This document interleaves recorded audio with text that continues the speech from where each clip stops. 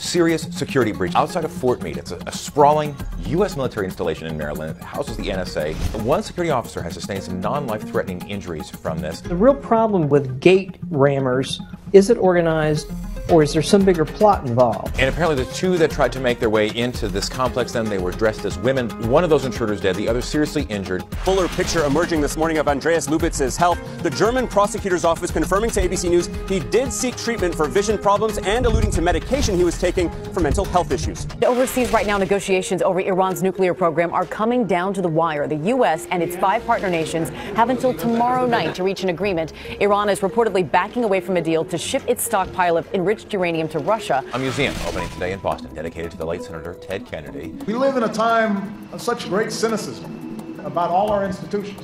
What if we carried ourselves more like Ted Kennedy?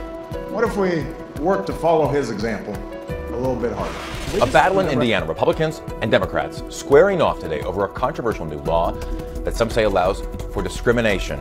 The radicalism of the right wing has taken over, and I think in this case that's what happened. They need to do a reversal, a 180 on this, and get us towards the path of healing the reputation of the state of Indiana. We heard a much different thing today from Republican leaders. They are now suddenly open to changes in the law, but I would not look for a lot of bipartisan compromise here.